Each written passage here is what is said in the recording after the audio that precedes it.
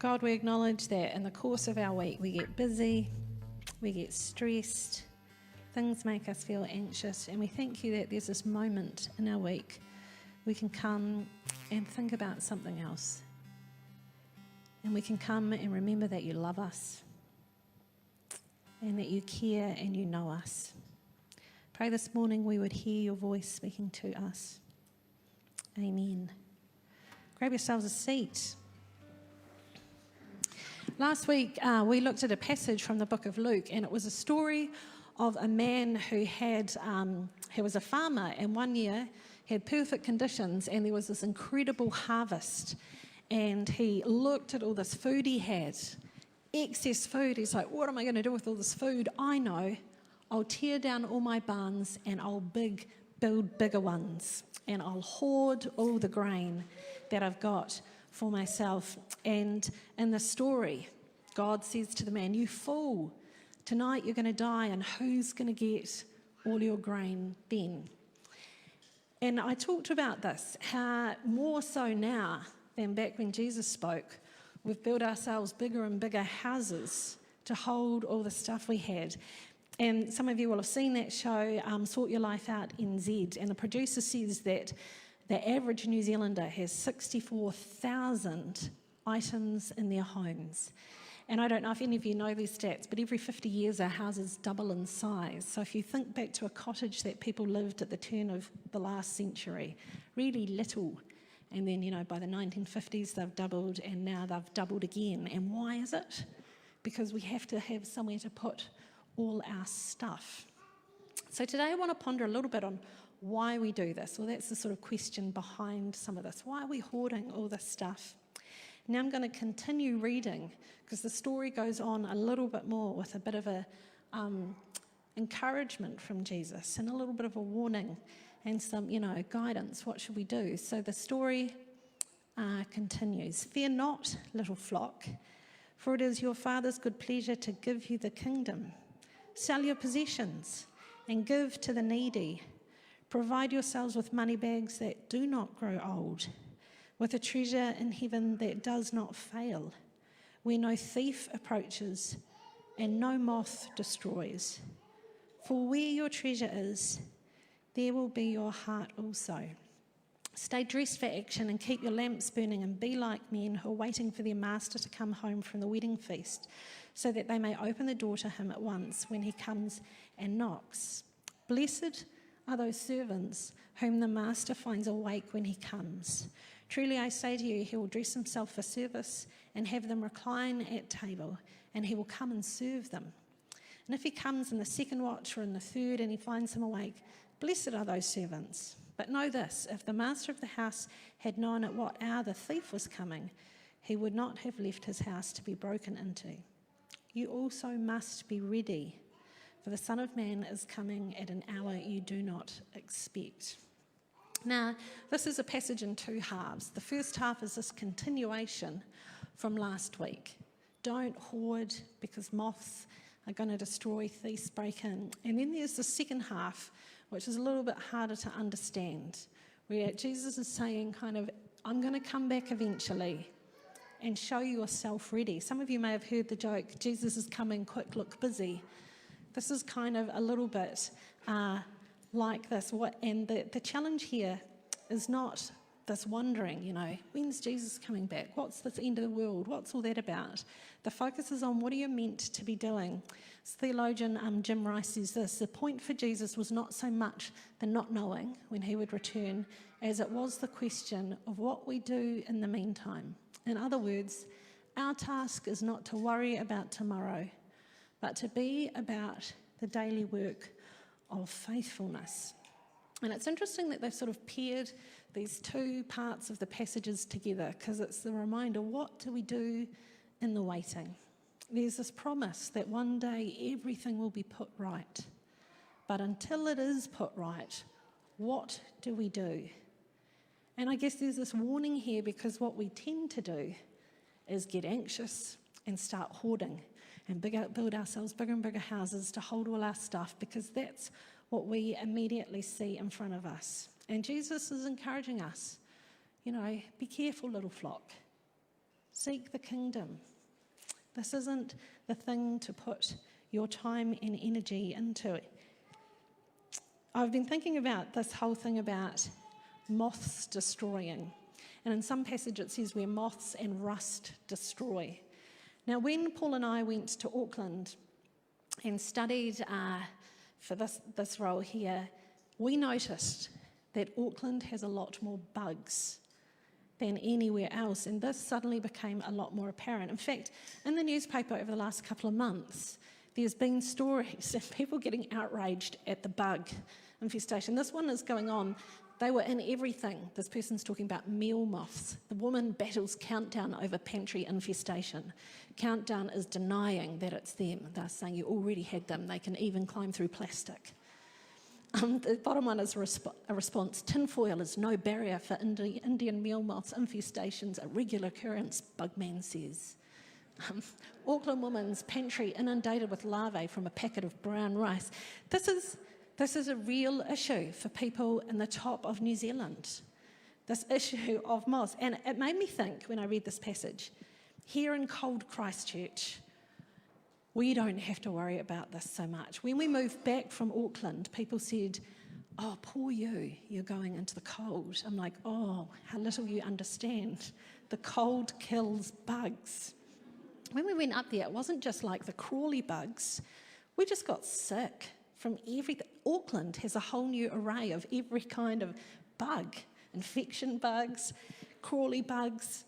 And in Auckland, they just throw out antibiotics like lollies. You go to the doctor, antibiotics, because you just get sick all the time. Well, we discovered people from Christchurch that go to Auckland get sick because it's this whole different ecosystem of weirdness. So what we had to contend with when we were in Auckland, here it is. Ants. I'm pretty sure there was some sort of ant's nest somewhere on the property, and you just couldn't leave anything out, ever. And I discovered that ants can crawl under the lip of a honey plastic thing, under and into the honey, and be, floating, stuck in the top of your honey. And then the moths. One day, I opened our pantry, and it was like the Bat Cave.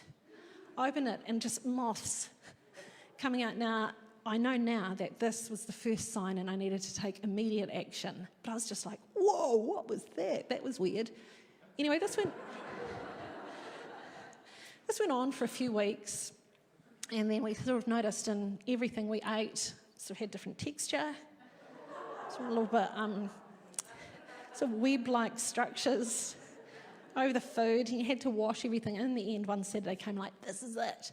Out came the wheelie bin, opened it, and just started going through pretty much everything in the pantry had to be chucked down. I'm like, where is this coming from?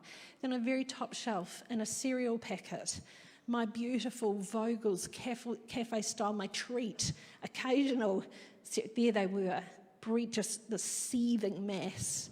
It was just disgusting. Out it went. The carpet also always looked like that. Apparently there's something called a carpet beetle. And never have I seen in Christchurch, but definitely in Auckland, cockroaches, which you can't kill. They're there. And what this reminded me of is in this passage where Jesus is talking, he's in a hot country. Hot country equals bugs.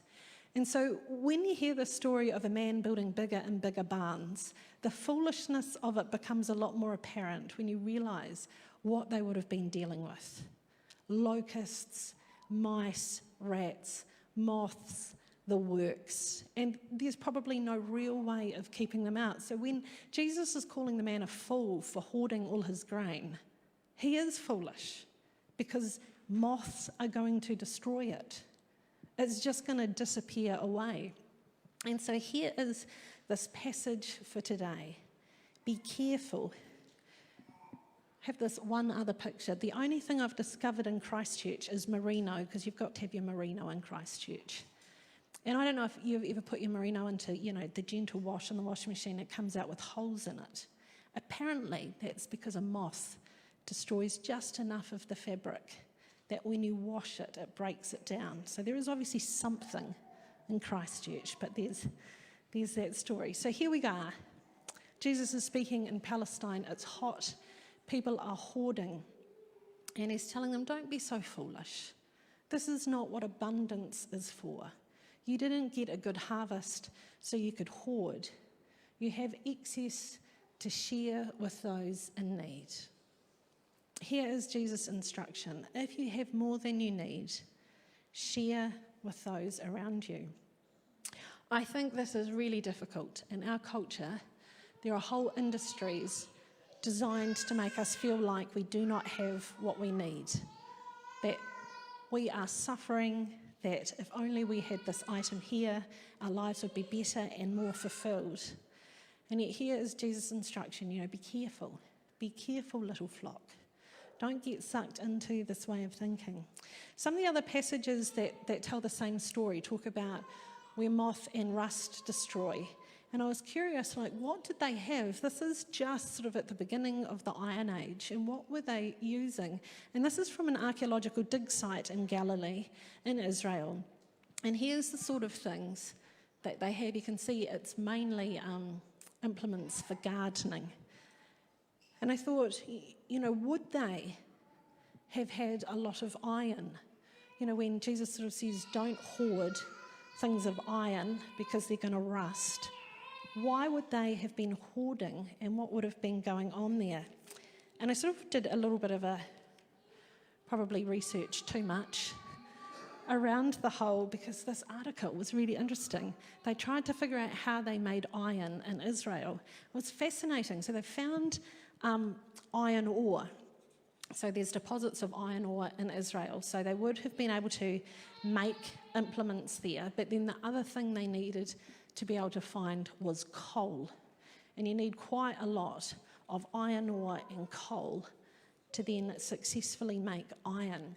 And so they think that this is probably the process that they used, and people are trying to recreate it.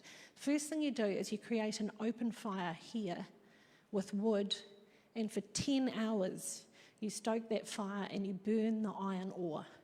And this makes it, I don't actually know what it does for it, 10 hours, but I think it makes it soft enough, that you can then smash it. So the next stage is you have to, maybe with this thing here, you've got to, and the rock, you've got to smash all the iron ore into tiny little pieces, so quite labour intensive. And the next thing, you've got to put it in the kiln, and you will have made this kiln out of clay, so quite labour intensive, and you had to fire the kiln. So it's got to be able to withstand heat. So already we're talking days of effort have gone in. And then you put the iron ore in and the coal, and that has to get up to 1300 degrees and burn for 10 to 12 hours with a bellow being pumped on it at all times. It needs a constant flow of air going in. So when they've recreated these, they actually use hairdryers and put them on stands just to blow the air in. No hairdryers back in Jesus' day. So someone is in there with a bellows, 10 to 12 hours. And that happens, then they smash the kiln to get it all out. And 35 kgs of iron ore is going to get you 7 kgs of iron. So that gives you the raw materials, and then somebody, a smithy, or maybe people learn to do it themselves, have got to, produce the actual goods from it. So it's this huge labour-intensive process, which is going to take weeks, days if not weeks, to be able to create the iron in order to make tools. And what struck me is, when you see it like this, this is what people are giving their lives to. To do this, to start to create excess iron, you've got to really dedicate big chunks of your life to this process. And I found this other image, and I think this is probably where people start to hoard iron. This is from the Middle East, a bit of a grainy picture. But you can see here, people are making iron and beginning to hoard it. And it's interesting when you have a lot of stuff and you're fearful of thieves breaking in and stealing, what you start making. And you can see these here, they are sword blades. So here, this economy starts to emerge where people have more than enough. And then you have to start defending what you have. And then you create enemies and fear, and this possessiveness emerges. And then from that, here is a group of people devoting weeks months, years of their life to hoarding stuff they don't need, becoming fearful at who would take it. And this is what we've inherited. You know, what would happen if someone broke into our house and took our stuff? What would happen if we don't manage to buy the nicer goods that we want? What would happen if we didn't keep up with the Joneses? I read this interesting kind of twee little parable this week, but I thought it had a good point. It's a story. In the story, there's a tourist from America and he goes to a seaside village in Mexico. And while he's there, he orders the fish and he's blown away how delicious and incredible this fish is. So flavoursome. And so he asks the fisherman the next day, you know, is this your fish? And they're like, yes, it is. And they're like, it's incredible. How long do you spend fishing? And together they all say, not long. And he's kind of a bit thrown. He's from America and he's got an MBA and he knows that there's a business opportunity, you know, here. And he says to them, well, what do you do instead of fishing? And they're like, oh, we sleep in late, we play with our children, we eat meals with our family, and in the evenings we go around to our friends' houses and we tell stories and we sing together and we laugh and we have a good time. And the guy from America's like, this isn't good. Let me give you some hot tips here. What you need to do is spend longer fishing and then sell your excess fish, and then you'll be able to buy another fishing boat. Then you'll be able to employ people. They can fish too. And then with that excess money, you can buy another boat, and soon you'll have a fleet of boats, and you'll be getting so many fish that you won't have to go to the middleman to buy your fish. You'll be able to deal directly with the factories. And then once you're really big, you could invest your profits and start building your own factory and process your own fish. And then you could start marketing this all around the world. And if you're really lucky, you could end up living in Los Angeles or even New York. And then with your excess profit, you could invest it in the stock market and you could get an incredible yield, make millions. The fishermen are listening and they're like, why would we do this? And he's like, you know, you're going to have millions. And it's like, and why would we want millions? They're like, well, then you can retire early. What will we do if we retired? Well, you could sleep in late. You could play with your friends. You could eat meals with your family. You could go and hang out in the evenings. And I think this, you know, it's a little bit of a cheesy story. But here is this world that we live in, the world of the American, that tells us we have to have more. That somehow the way to happiness, to success, to true fulfillment, the way to feel how we're supposed to feel is if we can just climb this ladder. And along the way, we sacrifice. And I think we sacrifice what we're actually called into. We're called to live in community. And we're called to serve each other, and that means being served. And I think one of the sort of false idols of our culture is this fierce independence and never needing anyone to help us. That somehow life is good if we never have to ask for help. And yet this isn't the picture of community that we get in Scripture. Here we're told, you know, look after each other, care for each other, love each other. And in serving each other and in being served, there's this richness that comes from that. This is the meaning of life, to be in community, to know love. I once, when I started this journey, which, you know, I often fall off the wagon, I think I'm off the wagon at the moment, this journey of trying to declutter, read this take on stuff. And they said, look at things around you. Everything represents a chunk of your life. If you've bought a phone that cost $1,000, how many hours of your life did you give to get that? And then if you look at your wardrobe, what's it worth? How many hours of your life did you give? And when you stop thinking of things of, it costs this much money, but it costs this much of my life to get things, makes you a little bit more cautious. But I think it's really tempting. You know, for us, we can go into Bunnings and buy an iron spade for $15. And we kind of forget that this is part of our life. But I think even more than that, the thing to remember is that often it's other people's lives too. For our life to keep going as it is, we're asking them, give up your whole life so that I can have these things cheap and I can fill my house and I can build a bigger house and fill it with more spades than I could ever use, with more tools, with more implements. Jesus is warning us against this. This is not what we were created for. They were not created for this. Our society where we end up hoarding is not what we were created for. And yet it's tricky. Yesterday I went with my daughter to the warehouse to buy a birthday present for a friend of hers. That was all we went to buy. That and wrapping paper and sellotape. That is not all we came out of the warehouse with. Because, you know, it's calling. It's calling to my daughter. It's calling. All of a sudden you're like, oh yes, she does need new clothes. It's very hard in our culture to kind of go, I don't need this. What am I giving up? Who am I asking to serve me when I have these? Yet this is the reminder Jesus gives his followers. As Christian thinker Denise Anderson says this: if I put a lot of money into a car, I'm likely to keep the oil changed, tiles rotated and interiors detailed. If I put my treasure into the poor, I'm going to care that they're attended to and their voices are heard. I'm going to care about systemic inequality that keeps people in poverty.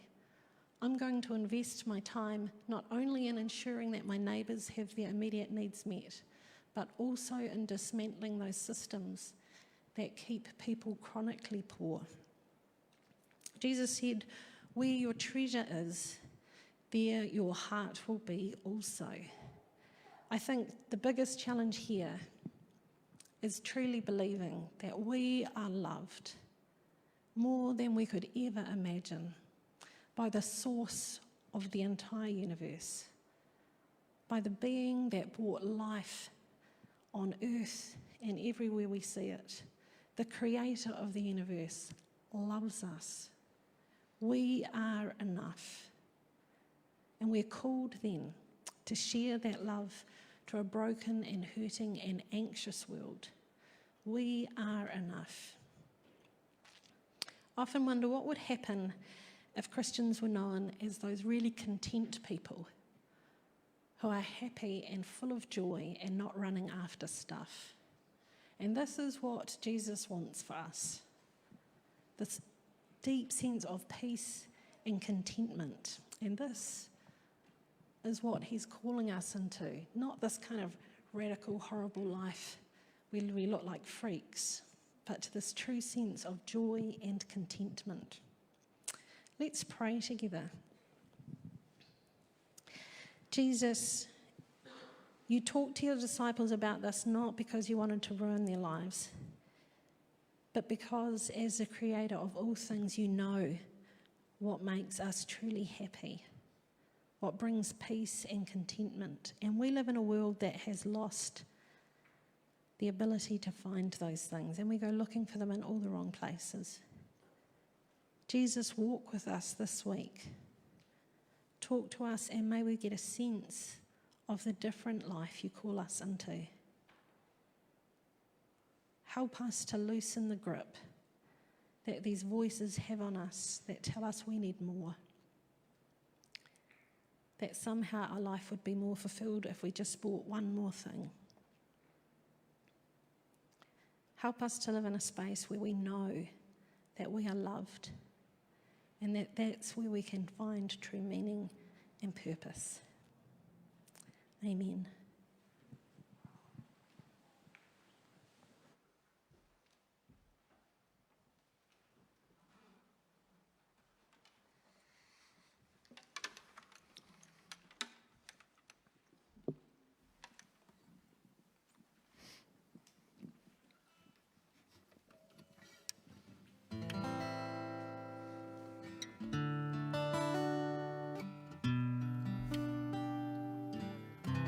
Would you like to stand?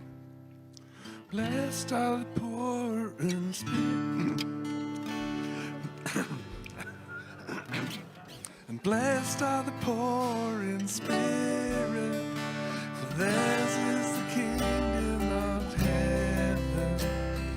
Blessed are those who mourn, they will be comforted. Blessed are the meek, for they will inherit the earth. Blessed are those who hunger and thirst for righteousness, they will be filled. They will be filled. This is the kingdom. This is the kingdom. This is the kingdom of heaven. Ask and he will. Ask and he will. This is the kingdom. This is the kingdom. This is the kingdom of heaven. Blessed are the merciful, they will be shown mercy. Blessed are the pure in heart, for they will see God.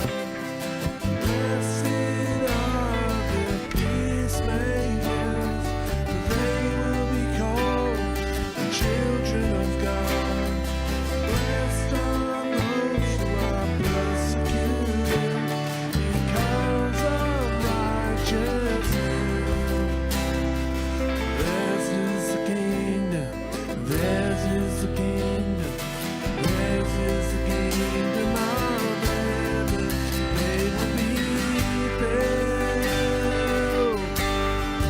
They will be filled. This is the kingdom. This is the kingdom. This is the kingdom of heaven. Ask and he will. Ask and he will. This is the kingdom. This is the kingdom. This is the kingdom of heaven.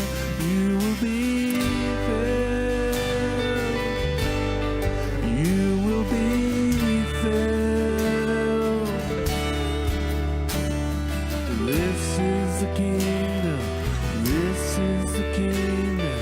This is the kingdom of heaven.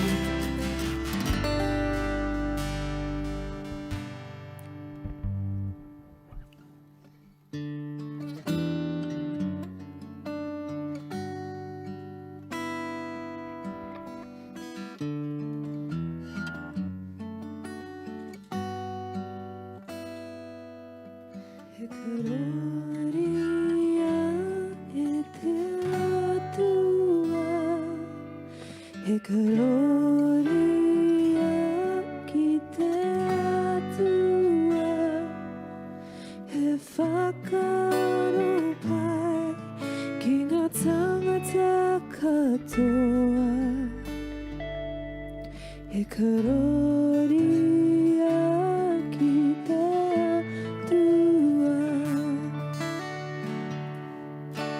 e gloria ki te atua, e gloria ki te atua, e whakaro pai ki ngā tangata katoa.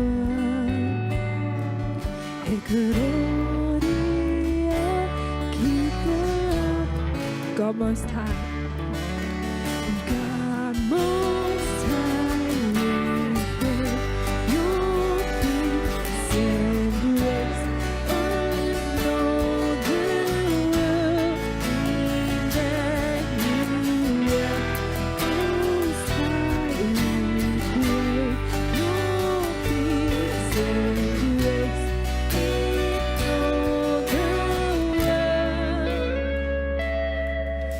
gloria qui te tua, che gloria qui te tua, che whakaropa ki ngā tangata atua.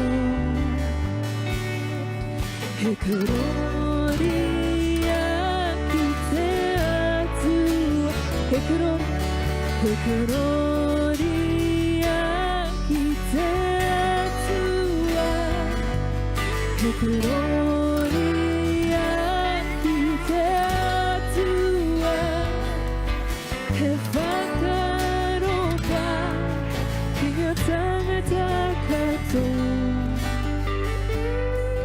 He gloria ki te atua, he gloria ki te atua, he gloria ki te atua, he whakaropa ki ngā tangata katoa. He gloria ki te atua.